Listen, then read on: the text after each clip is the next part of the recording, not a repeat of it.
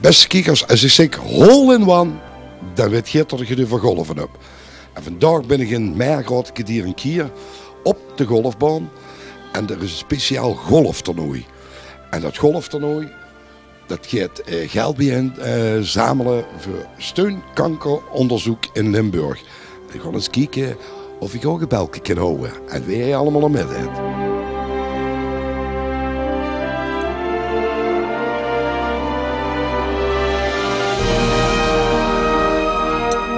Ik stond hier op de golfbaan met een fantastische man, met mij Frans Dullens. En deze is van de vrienden van het onderzoek voor kankerfonds. Ja, zeg je dat klopt, Frans? Vrienden Kankeronderzoeksfonds Limburg. Limburg, ja. En wat doet je zo allemaal? Boeten nu dit golftoernooi, want dat is ook toch veel. Ja, dit golftoernooi dat is door een bedrijf georganiseerd. En die opbrengst is straks voor het goede doel, voor het kankeronderzoek in Limburg. Maar daarneven hebben we een stichting opgericht. En die stichting die is bezig om zo veel mogelijk bedrijven bij elkaar te krijgen. Het grote doel is, daar kunnen we lang en breed over praten, maar om zoveel mogelijk geld op te halen. Om dat kankeronderzoek vooral in Limburg te promoten. In Maastricht. In Maastricht, in het AZM. En die AZM deed dat weer een samenwerking met de universiteit. En ze gaan nog weer die samenwerking, want dat doen ze ook gewoon samenwerking met het Atrium en Orbis en Sittard. Maar het hele werkgebied van AZM met de universiteit is tot en met Eindhoven.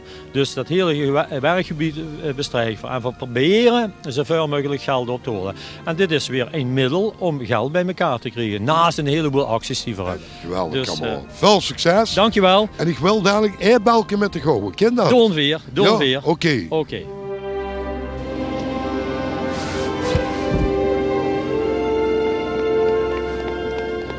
Holland. Ik ben met Paul doen. Paul, wieveelste baan of wie noemt je dat hebt al gehad? We hebben er 11 gehad, we gaan nu baan 12 beginnen. En het Sinas? Totaal 18. 18. En lastig hij op die berg? Nou, met de wind af en toe in de regen is het wel eens makkelijker geweest. Paul, wat is nu de motivatie om speciaal vandaag voor dat geweldige doel om er aan mee te doen? Nou, ik denk dat het als er de mogelijkheid is om een kankerfonds te ondersteunen, dan denk ik dat iedereen dat verplicht is om zijn bijdrage om bij te leveren. Doe je vaker zo'n golftoernooi organiseren of is dat alleen maar eenmalig voor de opbrengst nu van het kankerfonds? Nou, we zijn eigenlijk van plan om dit ieder jaar te gaan herhalen voor het goede doel en met name voor het Kankeronderzoekfonds Limburg. Want we vinden zelf dat het toch ook een regionaal initiatief is. Regionale ondernemers kunnen meedoen met het toernooi of met de golfdag. En nou ja, daarbij kunnen we natuurlijk ook dan meteen het goede doel steunen. En dat is uiteindelijk waar het om gaat. Hè. Hoe vindt u dit golftoernooi voor het onderzoek voor kanker? Ja, dit is natuurlijk fantastisch. Fantastisch georganiseerd dat de mensen zoveel betrokkenheid hebben bij het onderwerp.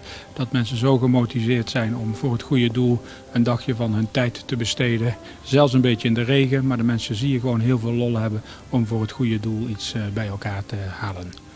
Beste kijkers, geweldig doel en ik heb hier een keer meegegaan voor het kankerfonds. En we kunnen er niet genoeg aan doen om te zorgen dat er goede onderzoeken naar kunnen gedaan worden.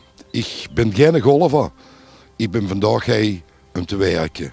Houd gezond en tot een volgende keer. Ik moet aan de gang.